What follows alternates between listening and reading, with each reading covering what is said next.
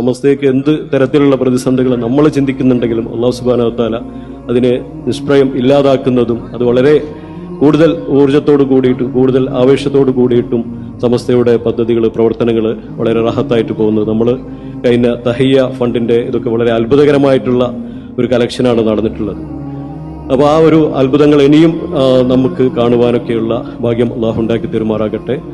നമ്മുടെ മഹത്തായിട്ടുള്ള സമസ്ത 100-ാം വാർഷികം എന്ന് പറയുമ്പോൾ എല്ലായിടങ്ങളിലും ഒരുപോലെ അതിൻ്റെ ആരവങ്ങൾ അലയടിച്ചുകൊണ്ടിരിക്കുകയാണ്.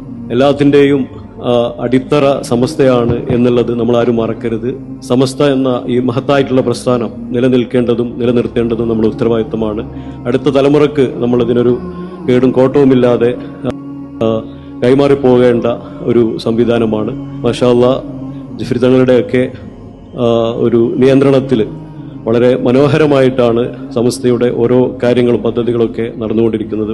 ആ ഒരു വഴിയിലൂടെ നമുക്ക് സുന്നത്ത് ജമാഅത്തിനെ നിലനിർത്തുവാനും അതിന് ഊർജം കൊടുക്കുവാനും അത് അടുത്ത തലമുറകളിലൂടെ അത് മുന്നോട്ട് ഖിയാമത്ത് നാൾ വരെ നമുക്ക് കൊണ്ടുപോകേണ്ട ആ ഉത്തരവാദിത്തങ്ങൾ നമുക്ക് കൃത്യമായിട്ട് നിറവേറ്റിട്ടുണ്ട്. അല്ലാഹു സുബ്ഹാനഹു വ തആല നമുക്കെല്ലാവർക്കും അതിനുള്ള ആഫിയത്ത് നൽകി അനുഗ്രഹിക്കുമാറാകട്ടെ.